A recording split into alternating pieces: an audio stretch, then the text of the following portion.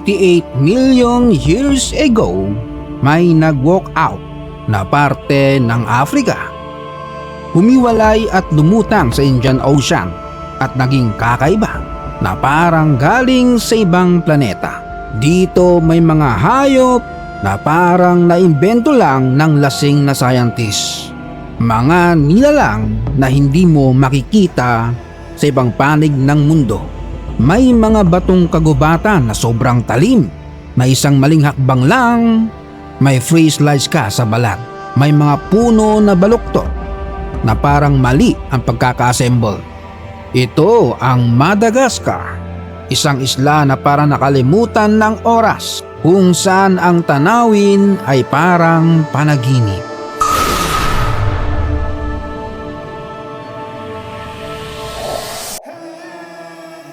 Dito ang mga baobab ay mukhang nakatanim pabaliktad. Ang mga higanting to ay nandyan na bago pa dumating ang tao. Yung iba, mahigit 1,000 taon na ang edad. Hindi lang sila puno, abay water tank din sila. Bawat isa, kayang maglaman ng 32,000 liters ng tubig. Itap mo lang ang trunk, may swimming pool ka na. Pero hindi fairy tale ang istorya nila. Ang avenue o baobabs, hindi yan natural na gubat, isa ring libingan. Milyong-milyong taon na ang nakalipas. Parte sila ng isang napakalawak na tropical forest. Tapos dumating ang tao, wala pang 2,000 years ago. Pinutol ang gubat para gawing sakahan. Lahat tinumba maliban sa baobabs. Dahil yung unang tao nakakita sa kanila, napaisip na parang banal daw. Kaya hindi dinamay. At dahil doon, nakatayo pa rin sila hanggang ngayon.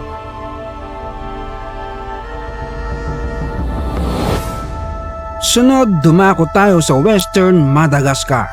Ito ang Sirbihina River. Mukha siyang simpleng tawiran, pero sa totoong buhay, dadaan ka sa pagsubok.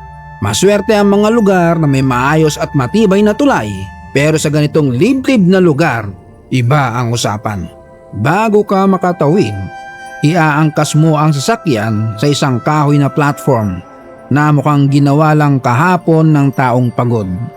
Walang seatbelt, walang assurance, puro pananampalataya.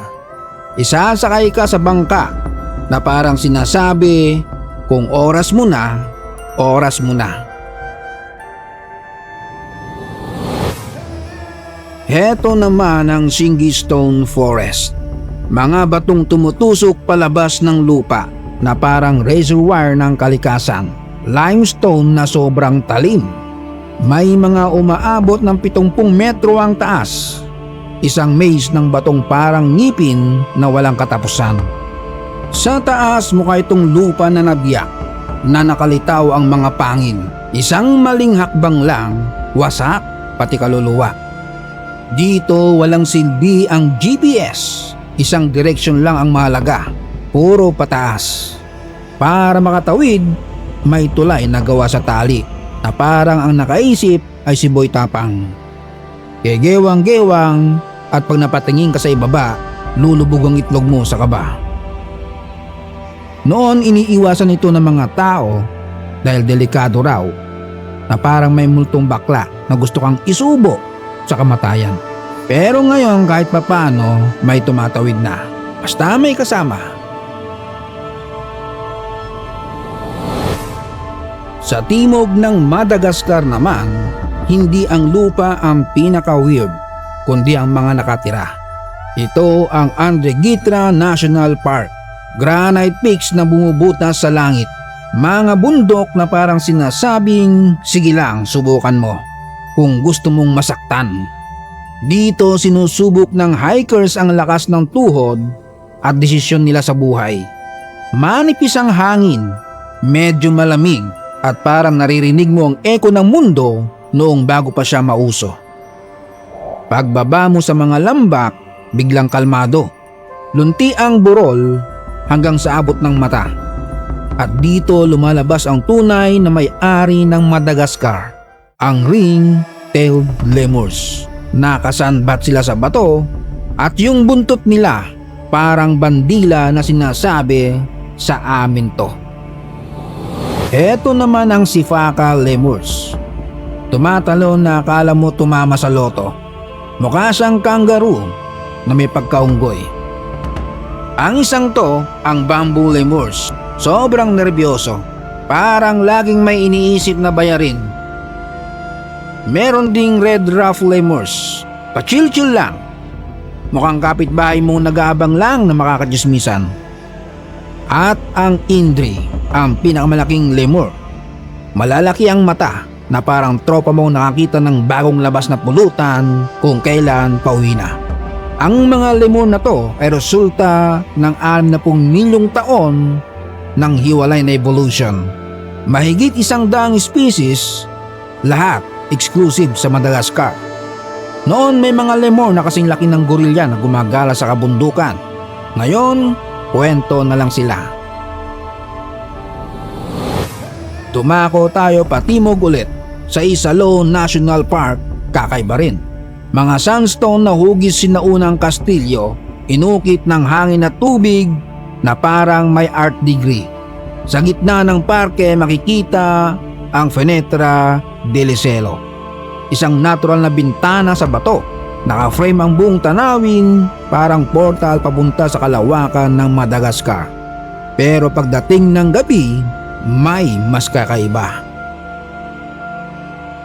Malalaki rin ang mata, mahabang daliri na parang mangkukulam. Kinakatok ang mga puno, pinapakiramdaman kung may naka-check-in na uod sa loob. Mukha siyang nakakatakot, pero sa Madagascar, normal lang yan. At heto ang tunay na hari ng evolutionary playground ng Madagascar, ang chameleon. Kalahati ng lahat ng chameleon sa buong mundo nandito.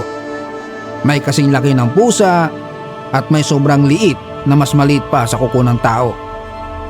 Bawat mata independent. Yung kaliwa may sariling trip. Yung kanan may sariling buhay.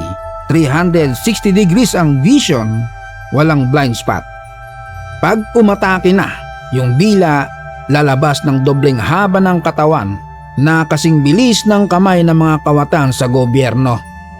Sa buong lupain may makikita kang libingan ng mahafali, mga sinaunang libingan na nakausli sa lupa na para nakalimutang monumento, mga bato kung saan nagpapahinga ang mga ninuno.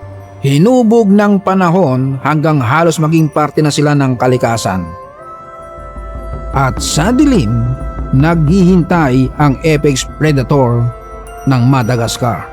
Isang mandaragit na umahabol ng lemur sa taas ng mga puno. Tahimik sa gedli na parang traffic enforcer, tapos bigla na lang manghuhuli. Para maintindihan kung paano kasali ang tao sa ancient equation na to, lumabas tayo sa mga wild park at sundan ang mga paikot-ikot na kalsada panorte. Mga pulang lupang daan na gumagapang sa gintong burol, dumadaan sa lambak na parang pininturahan. Paliko-liko, halos walang straight line at walang shortcut. Bawat liko may bagong tanawin, damuhan, malalayong baryo, at paalala na minsan, mas mahalaga ang biyahe kaysa destinasyon. Habang papalapit sa mas mataong lambak, nagbabago ang mundo. Sa puso ng Madagascar, biglang susulpot ang rice terraces, parang hagdan ng kalikasan. Pa-cascade pababa ng bundok, sobrang linis ng hulma, akala mo ma-engineer. Nag-iiba ang kulay depende sa panahon. Sa huli, lahat ng daan ay nagtatagpo sa Antananarivo, ang kapital ng bansa. Mahigit 2 milyong tao sa bansang may 26 na milyong populasyon. Kahit palaging kasama sa listahan ng pinakamahirap na bansa sa mundo, may kakaibang tibay ang pusong ito ng kabundukan. Sa taas ng lungsod nandoon ang Roba Palace, dating simbolo ng Royal King. Sa mga baryo tulad ng Ambo de Lendemi, umiikot ang buhay sa palay, ritual at panahon. Bawat pulgada ng lupa inukit ng maingat. Alam nila kung kailan magtatanim, kailan aanihin, at kailan maghihintay lang. Sa gitna ng tuyong kapatagan, tuloy ang buhay. Isang kalsadang lupa ang koneksyon patungo sa Androhive Village. Dito halos walang nagbago sa loob ng daang-daang taon. Umaasa pa rin ang mga tao sa malalim na pag-unawa sa kalikasan. Pero may mga modernong atraksyon na umakit sa mga ususero tulad sa Analavori, kung saan sumasabog ang mga geyser mula sa lupa, nagkikita ang tubig sa ilalim at init ng bulkan. Sa damuhan may quad bikes na humahati sa gintong burol, ibang paraan para maramdaman ng lawak ng lugar. Paalala ng pagiging hiwalay ng Madagascar, siya ring dahilan kung bakit siya kaakit-akit.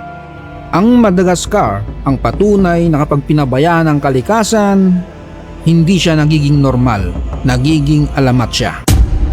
Shout out Altea Lea Sarmiento from Bagong Silang, Caloocan City, kina Yamilia at Julia May from Pangasinan, Geraldine from Dumaguete City, kay Gir 14C, Ralden Zion na nasa Malaysia, Romel Tabang from Batanes, Binasir Ismael from Siocon, Zamboanga del Norte, Albert Talog from Palawig, Zambales, Romy C. Lena from Capiz, sa mag-inang Jayla at Ria from Cabanatuan City, at sa Tesorero family at si Gia family. Salamat sa panonood, hanggang sa muli.